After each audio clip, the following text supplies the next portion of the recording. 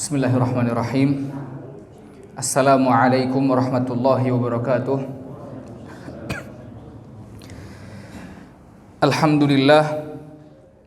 Wassalatu wassalamu ala ashrafil anbiya'i wal mursalin wa ala alihi wa sahbihi wa man ihtada bisunnatihi ila yaumiddin. Wassalamu tasliman katsiran amma ba'du. Jamaah Masjid Al-Hikmah yang semoga dirahmati oleh Allah Subhanahu wa taala. Alhamdulillah, kita selalu memanjatkan syukur kepada Allah Subhanahu wa taala atas nikmat-nikmat yang mendukung kita dalam beramal saleh. Ya. Alhamdulillah kita bisa ketemu lagi hari ini belajar karena Allah Subhanahu wa taala. Ketemu ana lagi ya. Jangan bilang Ustaz Fahrul lagi, Ustaz Fahrul lagi. Ya. Minggu kemarin baru ana, sekarang ana lagi gitu kan. Tapi insyaallah karena niatnya karena Allah ya. Kita belajar karena Allah, bukan karena siapapun. Ini yang sering terjadi di karangan para penuntut ilmu ya. Mereka itu belajar karena pengisinya.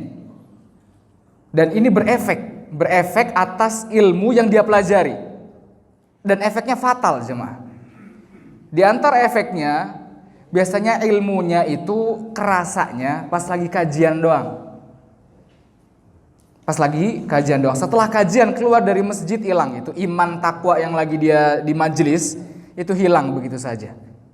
Itu yang pertama. Terus yang kedua, biasanya dia kalau ngelihat cari ilmu cuman karena pengisinya, itu dia cuman pengen enaknya saja, bukan karena Allah Subhanahu wa ta'ala. Akhirnya ilmunya gak manfaat. Karena ilmu itu harus dengan sabar, duduk sabar, belajar. Makanya anak istilahnya kurang srek gitu ya. Sama ada istilah safari dakwah. Safari dakwah, ngapain? Loncat-loncat nuntut ilmunya. Kalau ada Ustadz Fulan di Surabaya, ke Surabaya. Ustadz Fulan ke Pekalongan. Ustadz Fulan di Bandung. Padahal Ustadz Fulan ini kajiannya kajian apa? Tematik. Itu nuntut ilmu bukan? Bukan. Kajian tematik itu seperti targhib, buat motivasi ibadah saja. Tapi kalau antum pengen nuntut ilmu, antum harus duduk sabar, belajar satu buku. Apalagi di zaman sekarang, ilmu itu sangat mudah diakses. Ya. Akhirnya apa? Akhirnya banyak yang mengklaim dirinya penuntut ilmu hanya dengan belajar di internet. Lihat video ustadz-ustadz, akhirnya dia merasa paling berilmu seperti itu. Bahkan Syekh Sulaiman Ar-Ruhaili, hafizahullah ta'ala, beliau berkata, orang yang mau berfatwa, yang bisa dikatakan alim, bagi kami, kata dia, artinya gak bisa disebut alim, gak bisa disebut mufti mujtahid kecuali dia pernah duduk di majelis di Masjid Nabawi. Artinya punya majelis, pernah duduk sama ulama di situ. Begitu juga kita. Kalau gak pernah belajar duduk mempelajari satu ilmu, satu kitab, mohon maaf, antum belum disebut sebagai thalibul ilmi. Cuman disebut sebagai thalibul enak-enakannya saja, gado-gado ilmunya. Gak ada satu ilmu yang dia dalami. Nah, barakallahu fikum. Insyaallah jamaah semoga dirahmati oleh Allah Subhanahu wa taala. Pada kesempatan kali ini kita akan membahas tentang tafsir surat An-Nazi'at ya, seperti biasa. Yang belum bawa Al-Qur'an, tafadhol, Al-Qur'an terjemahannya. Itu banyak ya, berjejer jemaah. Tafadhol, ditunggu.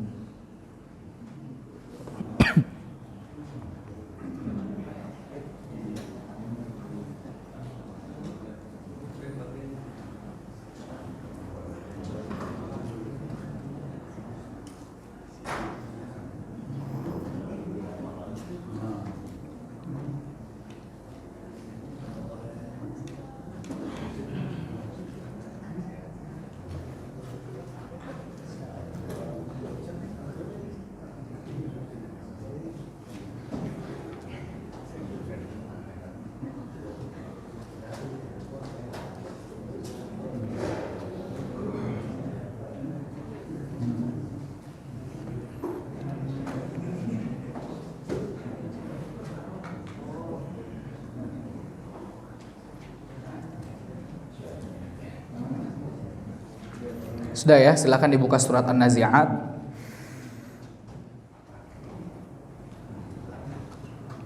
Sudah, bismillahirrahmanirrahim. A'udzubillahi minasyaitonirrajim. Bismillahirrahmanirrahim. Kemarin itu kita membahas ada yang terlewat jamaah di ayat ke-18 yang idhhab ila fir'auna innahu tagha faqul hal laka ila an tazakka wa ahdiyaka ila rabbika fatakhsha. Di sini Ibnu Qayyim rahimahullah jamaah di kitab At-Tibyan fi Ulumul Quran membahas tentang 7 kelemah lembutan Nabi Musa alaihi salam ketika mendakwahi Fir'aun.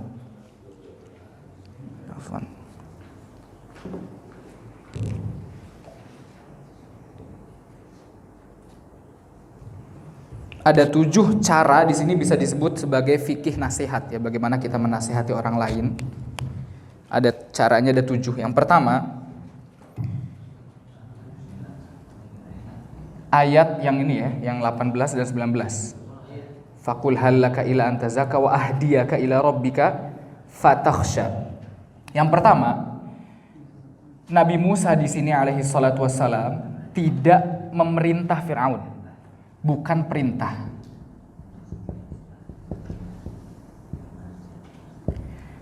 Nabi Musa alaihi salatu wassalam enggak bilang wahai Fir'aun masuk Islam ente, tobat ente, enggak kayak gitu. Nah, di antara fikih dakwah seperti ini, ketika antum ingin mendakwahi orang lain terutama yang awam, jangan langsung diperintah. Antum wahai, jangan kayak gitu, malah sakit hati dia kabur dari kebaikan. Nanti antum jadi penyebab bencinya dia terhadap kebaikan. Itu yang pertama, bukan perintah. Terus yang kedua, dari segi ila antazakka.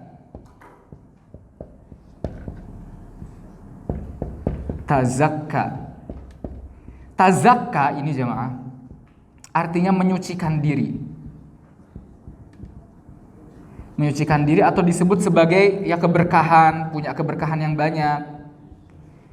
Antum mau nggak menyucikan diri antum sendiri? Antum mau nggak punya keberkahan? Dan ini diterima oleh setiap orang berakal. Jadi antum ketika ingin menasihati orang, jangan menjudge langsung pada kesalahannya. Perhatikan, antazakka ini orang siapapun itu pasti pengen punya berkah, ya enggak? Pengen hatinya suci, pengen hidupnya selesa, legowo, gitu kan? Nah, itu sama Musa seperti itu. Jangan bilang Fir'aun ente ngomong diri ente Allah, langsung dijudge pada masalahnya, jangan. Diusahakan dibungkus semaksimal mungkin. Gitu, ila antazakka. Yang ketiga, Nabi Musa alaihissalam bilangnya tazakka, bukan uzakik.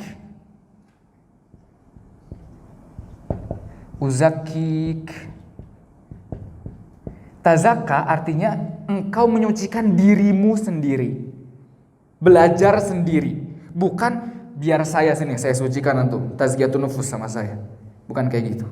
Tapi ente sendiri mau nggak nih, mau belajar nggak nih, mau dapat berkah nggak nih, mau dapat kebaikan nggak nih, gitu. Yang keempat, Nabi Musa juga bilang wa ahdiyaka. Nah, baru di sini wa ahdiyaka itu artinya biar saya yang menunjukimu. Artinya kita sebagai pendakwah itu seperti kita ini pengen melayani dia, orang yang didakwahi, biar tahu nih jalan yang benar nih. Wa ahdiyaka, biar saya yang tunjukin deh. Saya kalau antum mau tazakka, biar ana yang menunjukin antum, ana bantu antum. Kayak gitu. Ana yang bantu antum biar mengetahui. Misalnya seakan-akan nih, ini ada lembah emas nih, ana bantu antum itu lembah emas, petanya seperti ini, antum ambil deh lembah emas di situ. Begitu. Jadi antum ketika berdakwah jangan merasa paling lebih tinggi dulu, jangan. Tapi wa ahdiyaka ini, ana akhdimuka, ana akan membantumu. Gitu. Yang kelima, ila rabbika. Rabbun itu artinya pemilik ya kalau secara bahasa. Rabbika di sini kepada Rabbmu. Seperti kayak kemarin ana udah pernah bahas ya. Seperti engkau mau nggak nih berbakti kepada orang tuamu, kepada abimu, bapakmu sudah berbuat baik sama kamu nih. Kamu mau nggak berbuat baik kepada bapakmu? Dikasih sebabnya. Ila rabbika. Yang keenam, fatakhsha. Fatakhsha, biar engkau takut kepada Allah. Disebutin manfaatnya. Antum dakwahin orang, jangan cuman pengkritik. Biasanya orang mengkritik gitu ya. Akhi antum nih dosa besar nih, hadisnya begini jelas. Tapi dikritik, nggak dibimbing. Beda antara pengkritik sama pembimbing. Kalau orang bimbing dikasih tahu nih manfaatnya antum berbuat kayak ini kayak gini. Dan dibungkus sebagaimana mungkin biar dia bisa nerima nasihat kita. Fatakhsha artinya hasilnya. Hasilnya apa sih? Ana berbuat kayak gini nih, hasilnya seperti ini. Yang ketujuh, dari segi halaka. Halaka ini artinya pertanyaan, maukah engkau? Nah, di antara nasihat yang bagus, terutama secara pribadi ya, nasihat perorangan, privasi, maka pakai pertanyaan. Antum tahu nggak nih kalau kayak gini, begini ini kayak gitu. Jangan langsung ke inti masalahnya, gitu. Jadi nggak langsung jemaah ya. Antum nasihatin orang tuh nggak langsung, terutama orang yang awam. Ada seorang ustadz ya kajian di Surabaya. Ketika dia lagi kajian, ada perempuan bertanya, Ustadz, apa hukumnya pakai jilbab? Kata ustadznya, oh kalau itu nanti di bab sekian, nanti harus ikut dulu kajian sama ana, nanti biar sampai bab sekian, insya Allah kita bahas tentang hukum jilbab. Ternyata sebelum bahas ke bab sekian itu sudah pakai jilbab dianya, perempuannya. Kenapa? Karena jangan buru-buru. Terutama kalau misalnya ada orang, misalnya orang baru ya, misalnya ada orang misalnya pakai anting, sholat di sini misalnya, sholat di sini. Jangan langsung, akhi, walaupun benar, udah dibungkus benar. Cuman antum langsung nasihatin tuh jangan. Karena dia nggak kenal antum.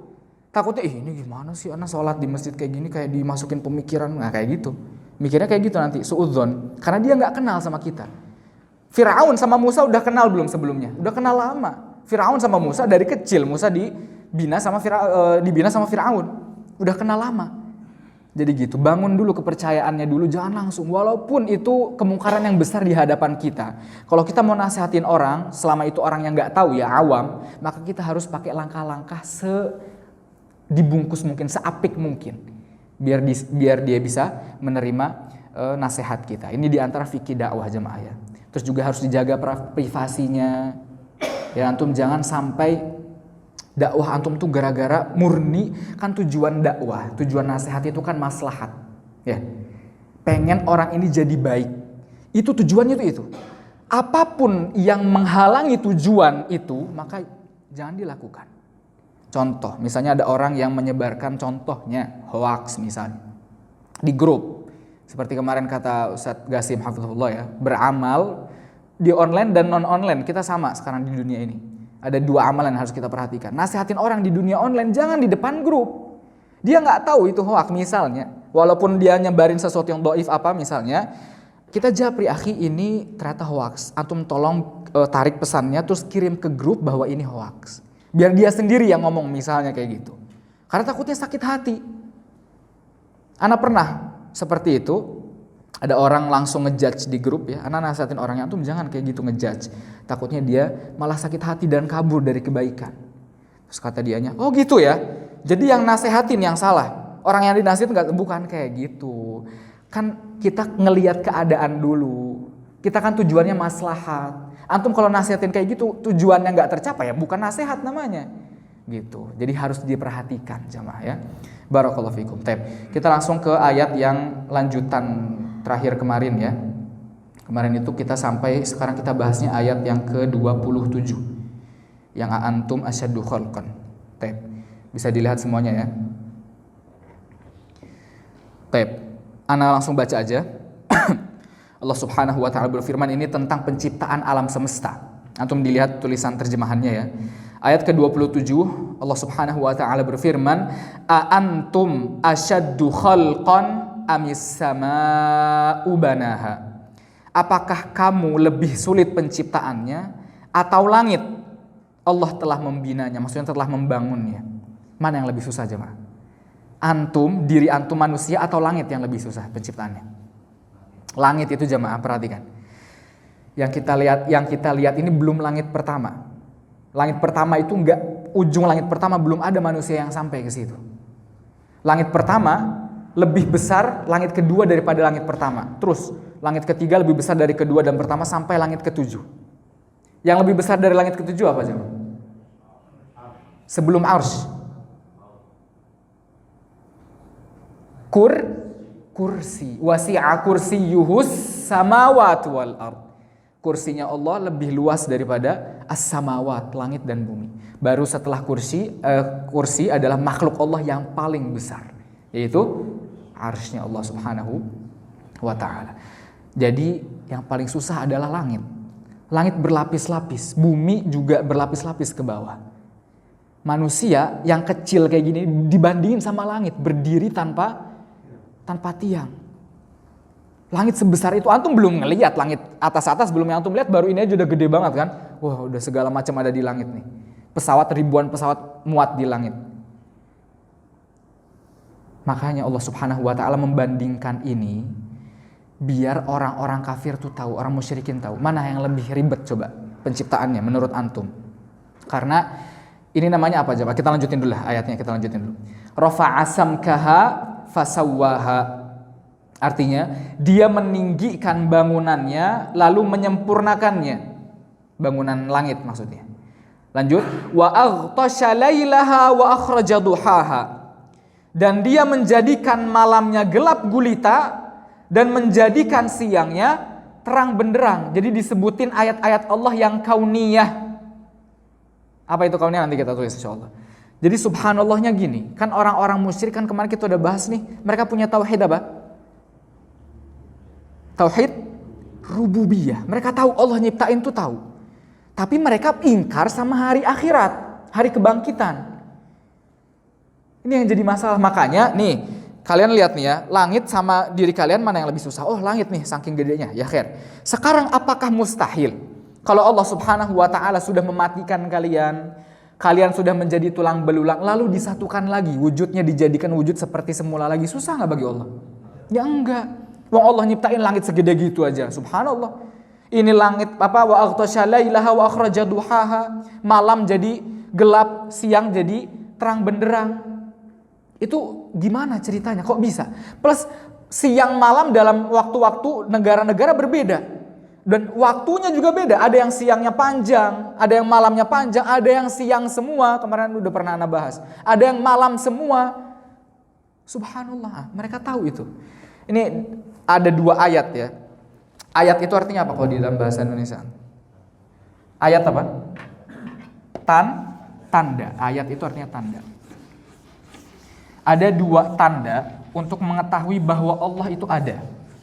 Meyakini bahwa Allah itu ada. Dua ayat ya. Ayat yang pertama namanya ayatul kauniyah. Ayah al-kauniyah. Kaun itu artinya fisik. Kaunun artinya fisik. Maksudnya apa? Ini adalah pertanda yang bisa dilihat oleh mata telanjang. Yang bisa dilihat oleh mata telanjang. Dan ayat-ayat ini, tanda ini bisa diketahui oleh orang muslim, bukan muslim semuanya tahu. Terutama orang-orang musyrik kafir Quraisy yang dulu, yang mereka mengimani bahwa Allah pencipta mereka. Seperti apa contohnya? Seperti malam, gunung, langit, dan sebagainya macamnya. Itu ayah kauniyah. Lalu yang kedua ada namanya ayah syar'iyah. Syar'iyah. Nah, ini adalah tentang syariat Allah Subhanahu wa taala, tentang sholat. Kok bisa dari ujung dunia sampai ujung dunia sama gerakan sholatnya? Bacaannya sama, itu gimana ceritanya? Al-Quran, semua yang ada di Al-Quran bisa terjadi di zaman sekarang. Dan Al-Quran adalah satu-satunya pedoman yang gak bakal diganggu oleh zaman.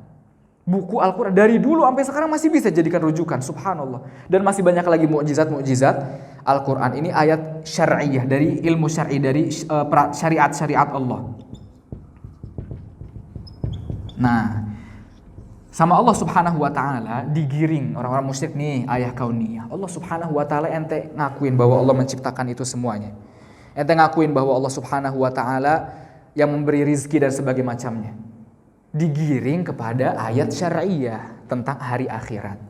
Jadi otomatis orang-orang yang beriman bertauhid rububiyah dengan benar jamaah, insya Allah akan menggiringnya kepada tauhid uluhiyah. Insya Allah seperti itu. Itu dikatakan oleh Syekhul Islam Ibnu Taimiyah. Makanya ini kan kemarin kita udah bahas ya bahwa syirik zaman sekarang juga terjadi pada tauhid apa? Rububiyah. Yang mana zaman dulu nggak ada. Makanya bisa jadi kita tertimpa hal tersebut.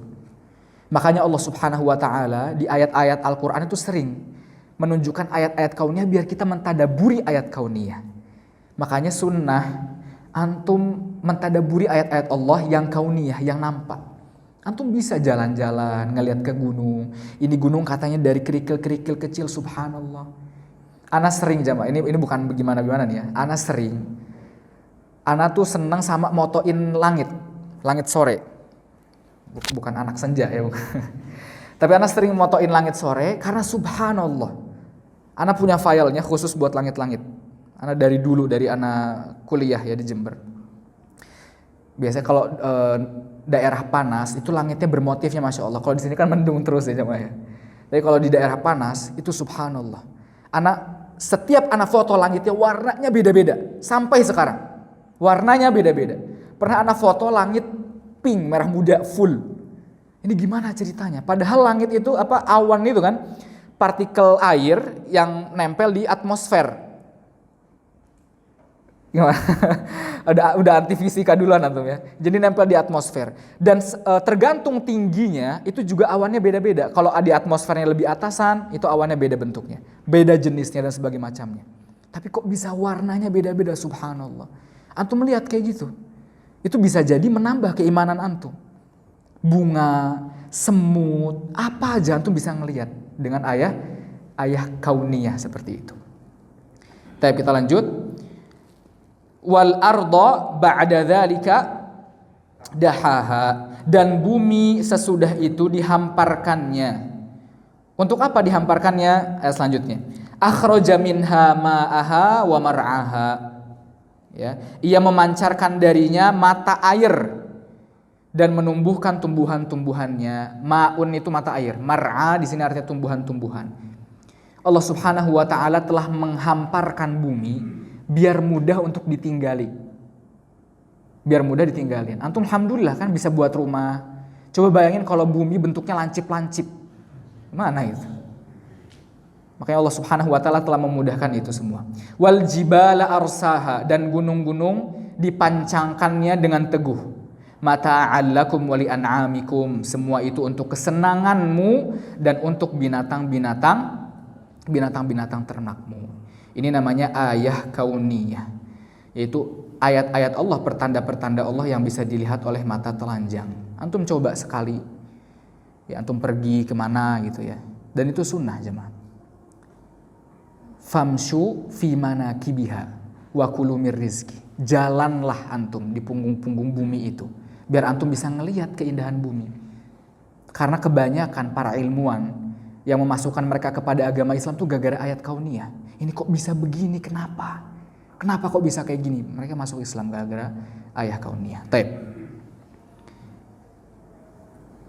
Nah, kita lanjut ke ayat yang selanjutnya. Jadi itu ya, tujuan Allah Subhanahu wa taala menyebutkan ayat kauniyah itu biar kaum-kaum Quraisy itu tahu nih, Allah menciptakan ini bisa mudah. Maka Allah juga mudah membangkitkan kalian semua. Allah juga mudah nanti akan menghisab kalian semua. Gak mungkin Allah menciptakan kalian terus Allah tinggalkan begitu saja. Allah menciptakan kalian, ngasih syariat, ngasih peraturan. Udah itu udah aja, setelah itu peraturannya gak diapa-apain. Peraturan pasti ada reward, ada juga punishment, ada hukuman, ada reward, penghargaan. Ya, ada balasannya seperti itu. Nah, lanjut ke ayat yang selanjutnya. Allah Subhanahu wa taala berfirman, fa idza ja'atit tammatul kubra, maka apabila malapetaka yang sangat besar telah datang. At-tammah itu artinya bukan kiamat jemaah. Artinya apa? Malapetaka. Cuman maksudnya tafsir dari malapetaka di sini adalah kiamat. Malapetaka yang besar. Ya, kenapa disebut malapetaka? Karena ya segala sesuatu hancur pada hari itu. Dan ini orang-orang Arab sering ngomong kayak gitu. Idzan hadhihi tammatul kubra. Kalau gitu ini malapetaka besar nih. Bahaya nih kayak gitu. Bukan berarti ini kiamat, bukan. Malapetaka artinya sesuatu yang besar nih, luar biasa gitu. Lanjut, Di ayat ke-25, yauma yatadzakkarul insanu ma sa'a. Pada hari, yaitu pada hari ketika manusia teringat atas apa yang dikerjakannya. Antum jamaah, berapa banyak dosa yang kita lakukan, ingat gak? Gak ingat kan? Nanti di hari kiamat antum ingat hatta dosa-dosa yang detail. Dan Allah Subhanahu wa taala setiap kita beramal sama Allah tuh dicatat, dihitung. Allah Subhanahu wa taala berfirman di surat Al-Mujadilah ayat ke-6, ahsahullahu wa nasuh. Allah Subhanahu wa taala selalu mencatat, menghitung semua amalan mereka, tapi wa nasuh, mereka melupakan amalan-amalan tersebut. Berapa banyak gibah yang pernah kita ucapkan, berapa banyak dosa yang pernah kita lakukan, itu kita nggak ingat jamaah. Makanya antum sering dengar ya, hasibu anfusakum qabla an tuhasabu. Hisab diri kalian sebelum kalian dihisab. Bisa nggak? Ini pertanyaannya, antum bisa nggak ngehisab diri, bisa nggak? Bisa jamaah. Bisa. Menghisab diri itu bukan berarti detailnya, bukan. Maksudnya membuat diri kita ini sadar, kira-kira nih dosa ana sama pahala ana mana yang lebih banyak? Kira-kira nih kalau seandainya ana sekarang dicabut nyawanya sama Allah, mau masuk mana ana? Dihisab. Kalau antum ke dokter psikologi, antum ngaduin penyakit psikologi antum, psikis antum, pertama kali sama dokter psikologi disuruh hisab diri dulu. Coba antum dikasih hipnotis ya, antum diem, ingat-ingat kenapa penyebab, misalnya ada orang yang penyebabnya takut sama apa misalnya, sama anjing misalnya. Terus dia kalau ngeliat anjing kayak wah ketakutan.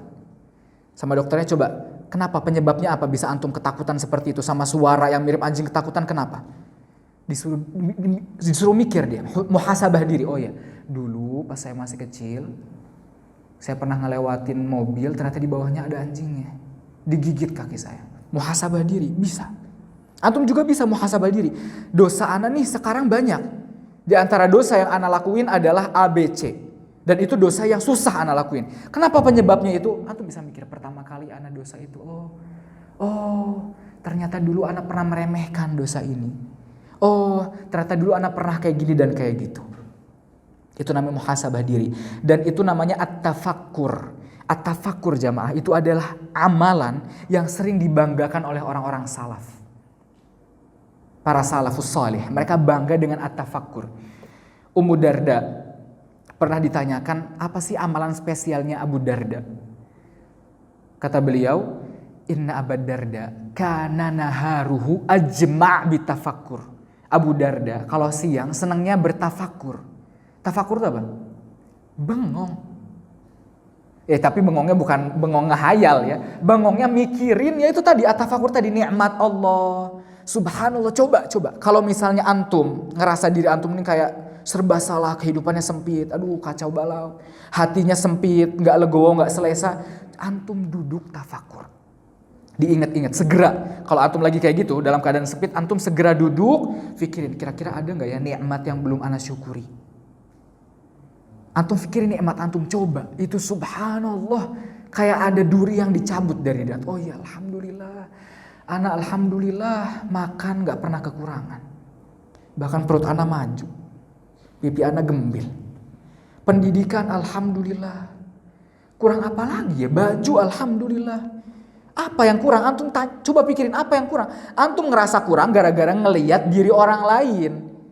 Gak ngelihat, disyukurin dirinya, beda urusannya. Tuh, syukurin nikmat. Atau misalnya antum pikir kira-kira dosa apa yang pernah ana lakuin, kenapa ana jadi kayak gini keadaannya.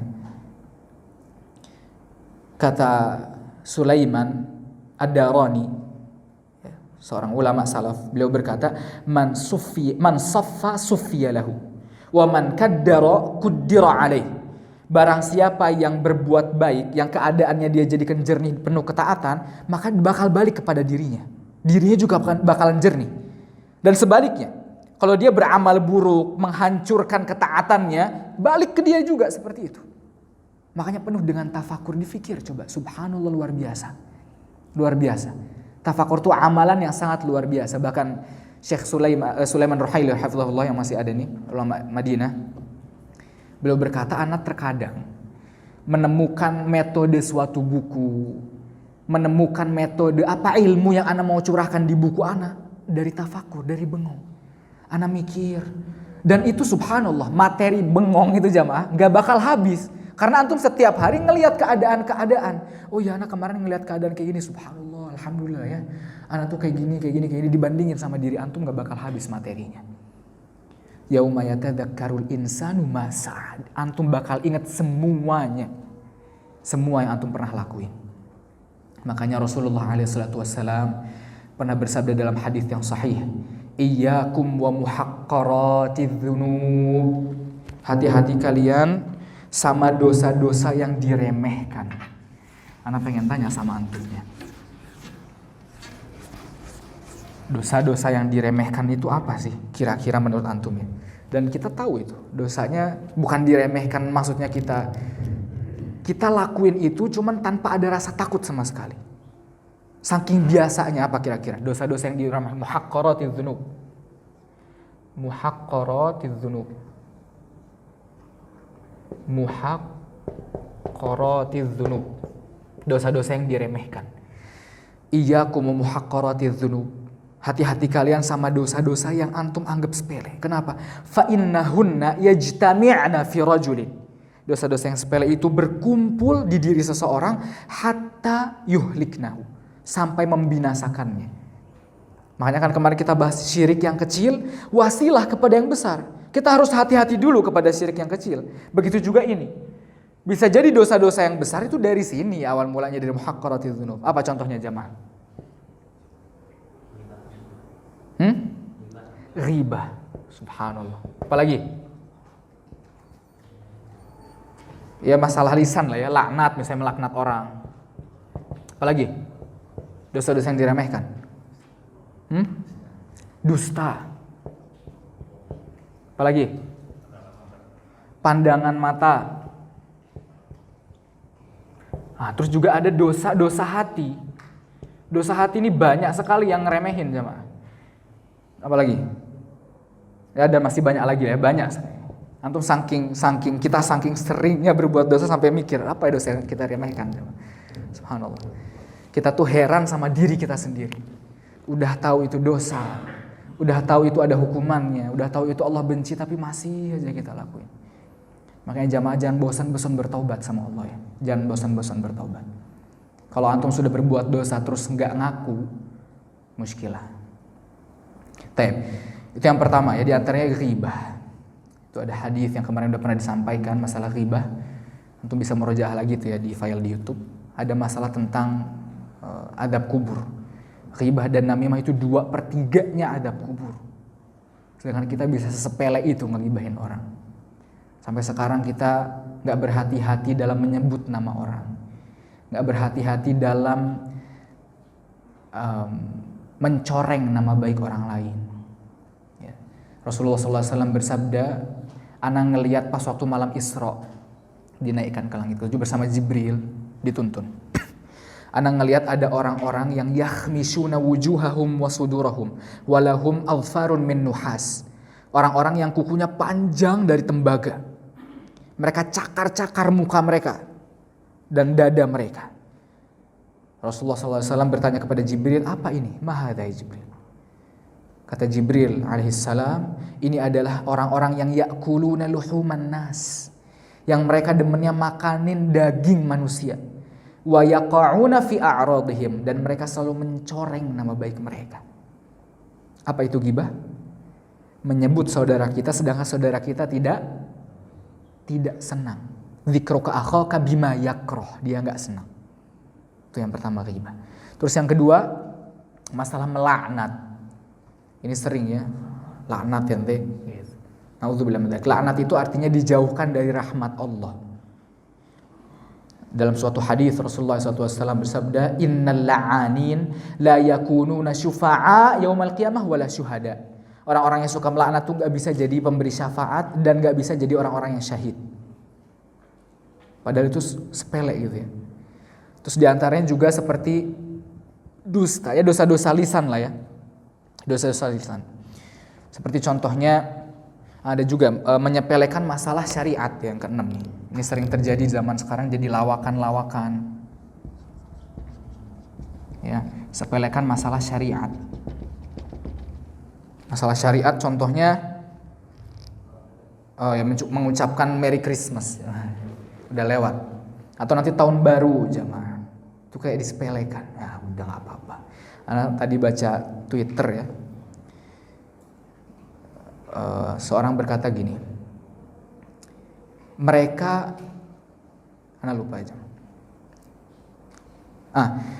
Kamu semuanya bangga dengan syajaratul Christmas, pohon Christmas. Wa tunsika syajaratuz zakum. Sedangkan kau lupa sama syajaratuz zakum, pohon zakum. Allah Subhanahu wa taala berfirman, "Inna syajarataz zakumi ta'amul athim" di surat Ad-Dukhan. Sesungguhnya pohon zakum itu makanannya orang-orang yang berbuat dosa. Antum ini jangan kebawa sama suasana yang buruk, jangan. Antum beragama Islam, tetap beragama Islam. Ana sampai heran jamaah, kenapa cuman agama Islam yang digitukan? Kenapa nggak agama lain digitukan? Kenapa? Kenapa adanya Islam Nusantara, nggak ada Hindu Nusantara, nggak ada Kristen Nusantara? Kenapa cuman orang Islam yang dibilang intoleransi? Padahal ini agama. Pancasila nomor 1, ada butir-butir Pancasila di situ, menyebutkan bahwa orang-orang Indonesia, bangsa negara Indonesia itu bebas melaksanakan agama yang menurut mereka benar. Dan agamanya ditentukan ya, ada agama-agama yang ditentukan oleh Indonesia. Dan kita sudah, itu agama kita. Gak pernah kita urus mereka istilahnya ya, kayak misalnya, ya sudah, antum agama lakum dinukum waliyadin, sudah selesai. Jangan, apa sih salahnya cuman Merry Christmas doang? Bukan apa salahnya. Ini lisan akidah masalahnya, agama kita. Coba suruh orang Kristen sholat di masjid, mau gak? Sholat 5 waktu sama kita, ya gak mau. Suruh la ilaha illallah gak mau, lisan. Merry Christmas lisan bukan? Lisan. Suruh bilang la ilaha illallah, syahadu an la ilaha illallah, gak mau mereka. Karena bersaksi lisan. Itu masalahnya akidah. Udah adzan ya. Jadi masalahnya seperti itu. Jangan sampai antum terbawa sama, terombang ambing sama fitnah yang zaman sekarang jamaah. Antum tetap harus teguh di atas agama antum. Ya. Makanya Rasulullah SAW bersabda, innal abda la yatakallamu bi kalimah. Ada seorang hamba yang ngomong satu kata, bukan satu kalimat. Kalimah dalam bahasa Indonesia artinya kata. Kalau kalimat dalam bahasa Indonesia, di bahasa Arab, kalau kalimat dalam bahasa Arab artinya jumlah. Jadi dalam bahasa Arab kalimah artinya kata. Tapi kalau kalimat dalam bahasa Arabnya jumlah. Innal abda la yatakallamu bi kalimah. Ada seorang hamba, kata Rasulullah, berbicara satu kata, la yulqi laha balan. Yang mana kata itu enggak dia perhatikan, kayak sesuatu yang sudah menjadi adat ngomong dia. Cuma enggak diperhatiin, dia enggak sadar kalau dia ngomong kayak gitu. Tapi apa yang terjadi? Yahwi biha fi nari jahannam sab'ina kharifan. Gara-gara satu kata yang dia enggak peduliin itu, dia masuk tersungkur kepada neraka 70 tahun. Dijebloskan kepada neraka gara-gara satu kata. Nah, barakallahu fikum. Tafadhol adzan dulu, nanti kita lanjutkan. Bismillahirrahmanirrahim. Itu ya tadi ya, masalah dosa hati ya, yang kelima itu dosa hati. Dan dosa hati ini jamaah menimpanya kepada ahli ilmu biasanya. Orang-orang yang menuntut ilmu justru dosanya di dosa hati. Mana yang lebih fatal, dosa hati atau dosa zahir apa dosa batin? Dosa fisik atau dosa hati? Dosa hati. Jumhur ulama yang lebih fatal mereka bilang dosa hati. Ibnu Qayyim rahimahullah, Ibnu Al-Jauzi, Al-Haytami, Anda baca tulisan mereka sama semuanya. Perkataan mereka tentang mana yang lebih fatal antara dosa hati sama dosa fisik. Kenapa? Karena dosa zahir seperti zina, mencuri, itu orangnya sadar biasanya. Dan biasanya itu ada hukumannya. Kan kalau mencuri ada hukumannya kan. Kalau ini sadar, physically kelihatan. Tapi kalau dosa hati jamaah, di samping gak sadar, gak ada hukumannya secara langsung. Dan dosa-dosa besar itu bermuaranya dari mana? Dari hati, dosa-dosa hati. Banyak dosa hati. Banyak. Terutama seorang penuntut ilmu ya. Di antara hasad ya. Hasad sama sesama penuntut ilmu, itu penyebabnya apa? Penyebabnya hubbud dunya. Kalau ada orang yang hasad sama sesama penuntut ilmu atau sesama pendakwah atau siapapun itu, sebabnya apa? Hubbud dunya, cinta sama dunia itu. Allah Subhanahu wa taala berfirman, "Walladzina ja'u min ba'dihim yaquluna rabbana ighfir lana wa li ikhwanina alladzina sabaquna bil iman." Ya Allah, ampunilah kami dan ikhwanina, saudara-saudara kami yang mendahului kami dengan keimanan. Orang mukmin saling mendoakan. Lanjutan ayatnya apa? Wala taj'al fi qulubina ghillan, jangan jadikan di hati kami kedengkian lilladzina amanu, kepada sesama orang mukmin. Muskilah kalau antum hasad sama orang mukmin, hubbud dunya, sebabnya antum cinta sama dunia, cinta pengen dicintai sama orang lain, cinta pengen dipuji sama orang lain, pengen dilirik sama orang lain. Muskilah. Di antaranya juga di antara dosa hati yang sering menimpa kita tanpa sadar itu meremehkan orang lain. Ngelihat orang gitu. Terutama seperti Ana bilang tadi, zaman sekarang mudahnya menuntut ilmu, ini muskilah nih. Kalau ada hati di hati antum sepetik kayak gitu, nggak berkah ilmu antum, nggak berkah. Antum menuntut ilmu, saking mudahnya menuntut ilmu, lalu antum merasa diri antum paling menuntut ilmu, ada orang hati antum muskilah. Siapapun itu mengajarkan agama, itu perkataan Allah, bukan orangnya. Dilihat itu apa yang dikatakan itu hak, benar dari Allah, dari Rasulullah, sudah. Bukan, nggak ada urusan kayak gitu. Muskilah, ilmu antum nggak berkah kayak gitu. Hasad, hasad dengki sama ya. Hasad dengki, merendahkan orang lain. Ya. Terus juga suudzon dan sebagainya macamnya, masalah hati itu muskilah. Terus yang keenam, menyepelekan syariat. Nah itu, masalah syariat kayak tadi, cuman Christmas aja, cuman ini. Qul abi, kata Allah Subhanahu wa taala, qul abillahi wa ayatihi wa rasulihi kuntum tastahzi'un. Apakah dengan Allah, dengan ayatnya, dengan rasulnya kalian menghinakan, mengolok-ngolok mereka? Apa kata Allah? La ta'tadhiru qad kafartum ba'da imanikum. Kalian enggak usah minta maaf, enggak usah merasa bersalah, kalian sudah kufur dari keimanan kalian. Masalah syariat tuh, sepele itu, kufur. Kita lanjut ayat yang selanjutnya. Sekarang ayat ke 36. Allah Subhanahu wa taala berfirman, wa burrizatil jahimu liman yara. Dan diperlihatkan neraka dengan jelas kepada setiap orang yang melihat. Orang-orang yang melihat neraka dengan jelas itu siapa? Orang-orang kafir. Ya, walaupun ada khilaf di antara para ulama apakah orang mukmin akan melihat neraka, tapi yang sahih adalah melihat neraka. Cuman melihatnya itu beda dengan melihatnya orang kafir. Kalau orang kafir ngelihat neraka, melihatnya aja sudah azab itu. Karena dia ngerasa bahwa ini saya bakal masuk sini nih, itu siksaan tuh saya bakal masuk situ. Tapi kalau orang mukmin melihat neraka dengan syukur, alhamdulillah ana dijauhkan dari azab neraka. Ngelihatnya di mana? Di sirat. Allah Subhanahu wa taala berfirman di surat Maryam, wa im minkum illa wariduha. Setiap dari kalian bakal melewati neraka. Maksudnya apa? Di sirat tersebut.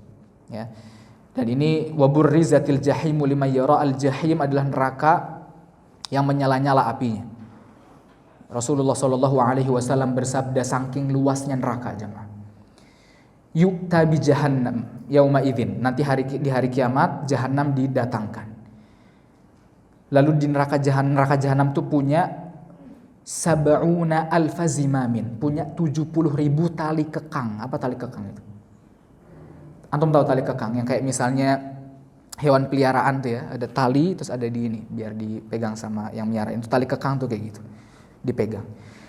Ma'akulli zimamin, di setiap tali kekang kan ada 70.000. Setiap tali kekangnya ada sab'una alfa malakin yajurrunahu. Ada 70.000 malaikat yang menarik tali kekang tersebut. Berarti semuanya ada 4,9 miliar. Saking luasnya neraka, wal'iyadzubillah.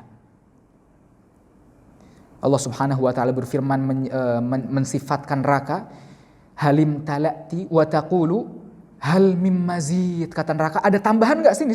Masih luas ini. Nauzubillah min dzalik. Ya, yauma naqulu li jahannam halim talati wa taqulu hal mim mazid. Jadi itu ya, nanti neraka dilihat oleh orang mukmin dan bukan orang mukmin juga, tapi melihatnya beda. Konteksnya azab dan konteks syukur. Makanya ya Allah, kita kalau kayak gini jamaah, nggak ada cara selain kita menjauhkan diri. Karena kita kan nggak sadar dosa-dosa kita. Makanya semaksimal mungkin di samping kita bertaubat, kita juga berusaha untuk menjauhkan diri. Karena kita nggak sadar, itu yang jadi masalah. Allah Subhanahu wa taala berfirman di surat Az-Zumar. Wa badalahum minallahi ma lam yakunu yahtasibun. Nanti di hari akhirat sama Allah ditunjukkan sesuatu hal-hal yang enggak disangka-sangka. Kata para ulama di antara tafsirannya adalah muhaqqaratiz dzunub ini. Dosa-dosa yang antum sepelekan ditunjukin, loh kok bisa ya ada dosa ini ya? Ternyata antum sepelein dosa itu. Seorang salaf bernama Muhammad Ibnul Munkadir di zamannya Imam Malik rahimahullah. Beliau ketika meninggal pas waktu ajal dia takut, gemetar. Kata orang-orang di sekitarnya, "Ma hadzal jaza'?" Apa ini kata-kata kayak gini? "Khawwafani ayatun fi kitabillah." Ada satu ayat yang membuat anak takut di kitabullah di Al-Qur'an. Apa ayatnya itu tadi? Wa badalahum minallah ma lam yakunu yahtasibun. Sama Allah ditunjukin sesuatu yang enggak mereka sadarin, enggak mereka sangka-sangka, ujuk-ujuk ada aja di akhirat. Lalu kata Muhammad Ibnu Munkadir, dia berkata, "Ana takut nanti ketika ana meninggal, ana ditampakkan sama Allah malam akun ahtasib, sesuatu yang ana enggak sangka-sangka tadi." Subhanallah. Para ulama takut sama ayat tersebut ya. Tapi kita lanjut ke ayat yang ke-37. Allah Subhanahu wa taala berfirman, "Fa amma man tagha." Adapun orang yang melampaui batas. Siapa orang yang melampaui batas? Di ayat selanjutnya. Wa atharul hayatad dunya, dan lebih mengutamakan kehidupan dunia. Orang yang ngutamain akhirat punya, cuman lebih ngutamain dunia. Maka apa balasannya? Fa innal jahimah yal ma'wa, maka sesungguhnya nerakalah tempat tinggalnya. Nauzubillah min dzalik. Selama ini kita berusaha, kita mencari fulus, kita hidup, cuman lebih dulu yang didahulukan apanya? Dunianya. Ini Togho itu orang yang melampaui batas, kata Allah Subhanahu wa taala. Fa innal jahim. Otomatis orang yang lebih mendahulukan dunia, akhiratnya bakal lupa, sudah, bakal masuk neraka. Wal iyadu billah. Ini ayat ini senada dengan ayat Allah Subhanahu wa taala, bal tu'thirunal hayatad dunya.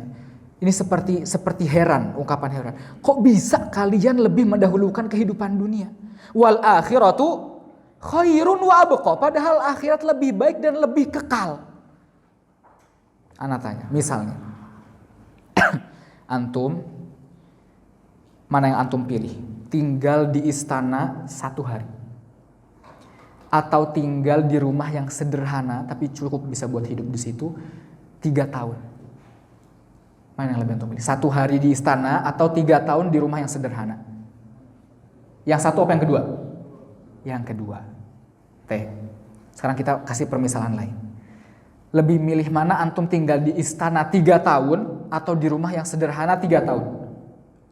Di istana, udah itu pertanyaan mafhum.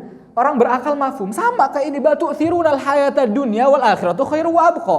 Akhirat lebih baik dari istana. Wa abqa, dan lebih kekal. Nanti di akhir ayat disebutin bahwa orang-orang nanti di akhirat itu ngerasa cuman asyiyah au duhaha, sebentar doang. Coba ana tanya. Menurut antum, mana yang lebih kuat di diri kita, akhirat apa dunia? Mana? Akhirat apa dunia? Gak apa-apa, gak usah malu-malu. Sebelum anak tunjuk harus ada yang jawab. Dunia, betul. Tabiat manusia mengarahnya ke dunia. Kata Ibnul Jauzi rahimahullah, kalau kita masalah urusan dunia itu kayak alma yatlubul hubut, seperti air yang nyari tempat rendah tinggal ngucur. Tapi kalau masalah akhirat kayak air yang nyari tempat tinggi, artinya kudu digayung dulu, ditimba dulu. Karena manusia dari sononya pengennya dunia. Ana tanya sama antum, lebih zen mana diri antum, jujur? Nuntut ilmu di sini duduk belajar, atau regut, atau shopping misalnya. Antum punya fulus 1 juta, lebih enak shopping dengan 1 juta itu atau nuntut ilmu? Shopping, diri antum gitu kan? Soalnya shopping ya enak, hawa nafsu ya udah. Dunia masalahnya enak. Jadi yang jadi masalah jangan sampai antum, makanya antum nggak pernah ngedengarkan ada motivasi ceramah tentang makan. Antum kalau makan 3 kali sehari ya, Kalau lapar antum makan itu otomatis. Masalah dunia nggak usah dimotivasi. Makanya kata Ustaz Syafiq Hafizahullah bahasa lama, beliau berkata masalah dunia itu nggak usah dimotivasi. Terutama masalah zuhud misalnya, contoh. Karena masalah zuhud otomatis. Orang kalau udah mampu, ngerasa dirinya mampu, ngerasa dirinya ada rezeki, dia zuhud udah. Ini ada kajian membahas tentang harus zuhud. Di kajian itu apa, orang-orang yang jomblo-jomblo ditahdzir, antum jomblo gini penyakit, wah diancam kayak gitu, otomatis. Justru yang harus dimotivasi bagaimana as-sabat 'alal fitnah, bagaimana antum teguh di fitnah, bagaimana antum teguh dari pandangan-pandangan yang dosa-dosa dan sebagainya macamnya, itu yang butuh. Masalah dunia enggak, nah masalahnya gitu. Kita jangan sampai mikir bahwa akhirat lebih kuat, enggak. Antum tahu ceritanya Hanzalah? Dia berkata nafaqah Hanzalah munafik nih. Terus Hanzalah datang ke Abu Bakar As-Siddiq. Kata Abu Bakar As-Siddiq, kenapa nih? Nafaqah Hanzalah. Hanzalah udah munafik, seorang sahabat Hanzalah. Kenapa munafik? Saya ketika ikut kajian sama Rasulullah di masjid, masalah akhirat itu hati anak kayak deket sama Allah. Tapi ketika anak pulang ke rumah, ketemu urusan dunia, ketemu istri, anak-anak, kayak hilang lagi urusan tadi yang di masjid itu. Ini sahabat jamaah, bukan kita. Terus kata Abu Bakar, ya juga ya. Ya udah kalau gitu kita ke Rasulullah. Datang ke Rasulullah. Terus bilang, Rasulullah, nafaqah Hanzalah diceritain gini. Kata Rasulullah apa? Seandainya keadaan kalian sama terus seperti kalian lagi nuntut ilmu kayak gini, niscaya para malaikat bakal sebah sama kalian di jalan-jalan, bakal salaman. Kenapa? Karena memang kayak gitu. Manusia urusan dunia tuh cepat lupanya. Makanya harus hati-hatinya masalah dunia nih, bukan masalah akhirat. Kalau akhirat kebalik, masalah akhirat bukan masalah dunia. Kalau dunia otomatis gampang. Terus kata Rasulullah SAW, walakin sa'atan sesaat gitu istilahnya. Ada waktunya antum menuntut ilmu, ada waktunya untuk nyari dunia. Cuman hati-hati porsinya. Bal tu'thirunal hayatad dunya, ini yang jadi masalah. Terus juga Allah Subhanahu wa taala berfirman, antum tahu ya doa-doa yang kunut yang selalu dibaca sama imam, wala taj'al musibatana fi dinina. Jangan jadikan ya Allah, ini Rasulullah SAW bersabda dalam hadis ini, berdoa seperti itu. Jangan jadikan ya Allah musibah kami dalam urusan agama kami. Wala taj'al musibatana fi dinina wala taj'alid dunya akbar hammina, dan jangan jadikan dunia adalah urusan nomor satu kita. Nomor satu kami ya Allah. Akbar hammina, yang paling penting bagi diri kami. Wala mablagha ilmina, dan jangan jadikan dunia itu adalah batas ilmu kami. Jadi enggak punya ilmu akhirat. Itu doa. Terus juga Allah Subhanahu wa taala berfirman di surat An-Nur, rijalun, dipuji sama Allah. Orang-orang yang nyari fulus tapi ingat sama akhirat dipuji, bukan orang yang di dunia di masjid, bukan.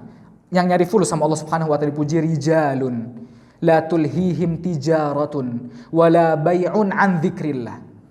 Yaitu orang-orang yang tidak la tulhihim tijaratun, enggak dilalaikan sama perdagangan, wala bai'un, dan jual beli mereka.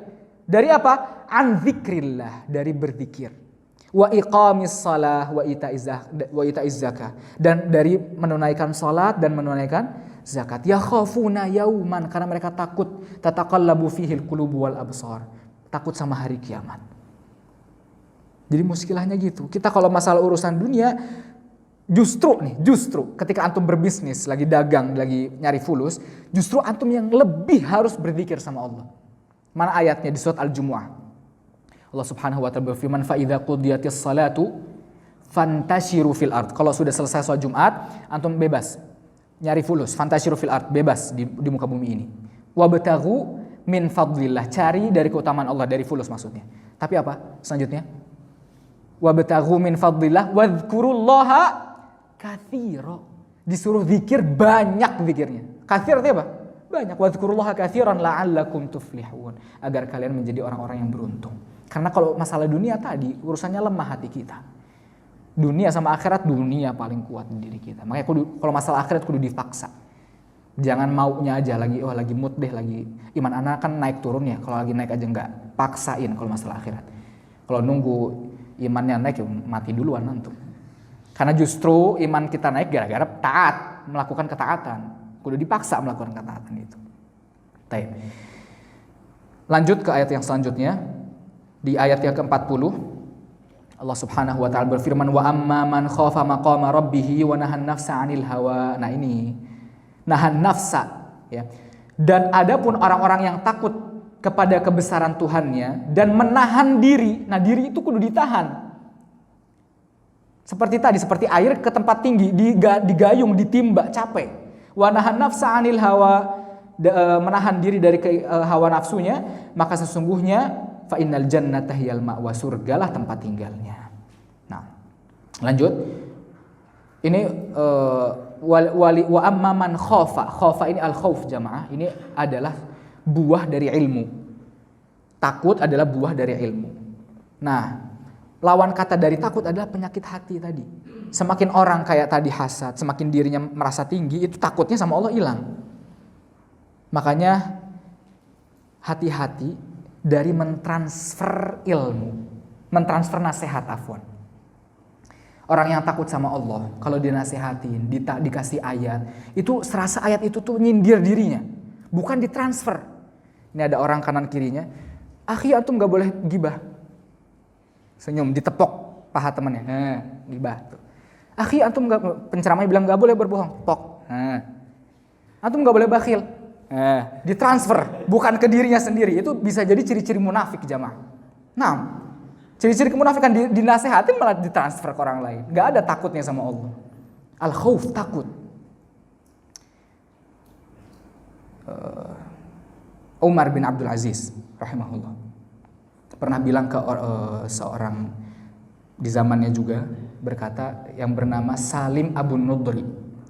Dibilang, wahai Salim Abu Nudri, ana tuh takut kalau ana tuh binasa. Kata Salim Abu Nudri, justru yang ana takutin adalah ketika antum gak takut. Ana ma'akhafu idza takhaf. Ana gak takut kalau antum takut. Yang ana takutin kalau antum gak takut. Kenapa? Abdun, ada seorang hamba ya Allah ciptakan dengan tangannya secara langsung. Lalu Allah tiupkan ruhnya kepada hamba tersebut. Lalu Allah perintahkan para malaikat sujud kepada hamba ini. Tapi karena satu kesalahan dikeluarkan dari surga. Sedangkan kita tiap hari bermaksiat, lupa sama maksiat kita saking besarnya, saking banyaknya. Tapi kalau ditanya mau masuk mana? Masuk surga. Harapannya surga. Takut, itu takut. Makanya jangan ditransfer, itu muskilah kalau kayak gitu ya. Antum transfer ABC jangan. Diri antum dulu, ini anak gimana nanti di akhiratnya, harus takut. Nah, Allah Subhanahu wa taala berfirman juga di surat Ar-Rahman ya, waliman khafa maqama rabbih jannatan. Lanjut ke ayat selanjutnya, ayat keempat. Wah, ini kita habisin jemaah ya, udah dikit lagi. Yas'alunaka 'anis sa'ati ayyana mursaha. Orang-orang kafir bertanya kepadamu wahai Muhammad tentang hari kebangkitan, kapan terjadinya? Ya, kapan terjadi? Pertanyaan-pertanyaan yang enggak faidah jemaah. Lalu Allah Subhanahu wa taala berfirman di ayat selanjutnya, "Fima anta min dzikraha." Siapakah kamu dapat menyebutkan waktunya? Ini Allah berfirman kepada Rasulullah, kepada Muhammad. "Fima anta min dzikraha" artinya menunjukkan bahwa urusan kiamat itu urusan Allah, urusan saya kata Allah, bukan urusan kamu. Dan orang-orang musyrik ngapain bertanya kepada yang nggak tahu? Gitu. Fima anta min dzikraha, ini tanda tanya. Ya, jadi bacanya fima anta min dzikraha. Tapi kalau baca di ayat ya nggak kayak gitu ya. Fima anta min dzikraha. Ya kalau nadanya nyambung nggak apa-apa sih. Itu yang terjadi zaman sekarang juga jamaah ya. Anak teringat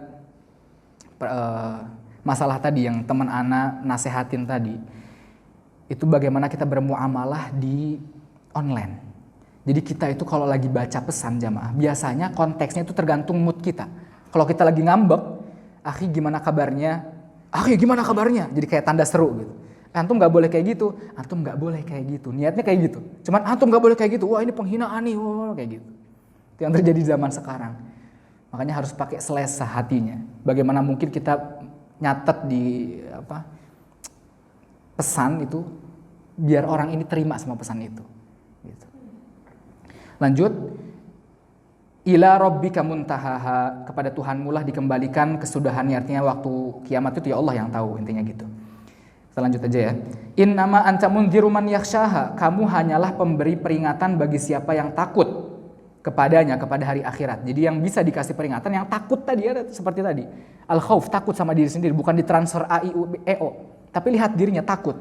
Orang yang melihat dirinya ketika dikasih nasihat, ketika dikasih ayat, itu insya Allah akan ada takut sama akhirat. Karena yang kayak gitu yang mudah dinasihatin. Lalu ayat terakhir, ka'annahum yauma yarawnaha lam yalbathu illa 'ashiyatan aw duhaha.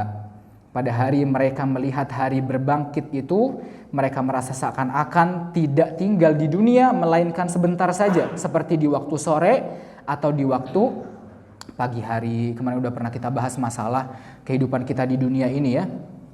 Kita hidup 60 tahun, itu juga kalau umur kita 60 tahun, kalau enggak gimana? 60 tahun dipotong sama 15 tahun umur balik, kan belum dihitung dosanya. Terus dipotong sama waktu tidur kita sehari berapa jam. Kalau seumur hidup kita bisa jadi 20 tahun, tinggal berapa tuh?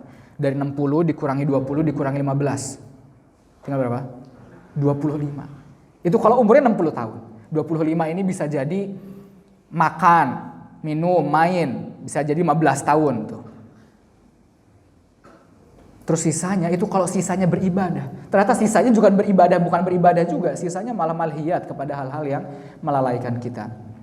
Makanya subhanallah jamaah ya, kita terus berbuat baik sebisa mungkin. Setelah itu kita akui kesalahan kita sama Allah. Kita bertobat sama Allah karena manusia ya tempatnya berbuat salah ya. Kita udah pernah bahas tentang hal tersebut. Gimana ceritanya kalau kita sering berbuat dosa terus balik lagi, berbuat dosa balik lagi, jangan bosan juga kita bertobat kepada Allah Subhanahu wa taala. Barakallahu fikum. Sudah malam ya, kita tutup, semoga bermanfaat. Kita tutup dengan doa kafaratul majlis. Subhanakallahumma bihamdika asyhadu an la ilaha illa anta astaghfiruka wa atubu ilaik. Assalamualaikum warahmatullahi wabarakatuh.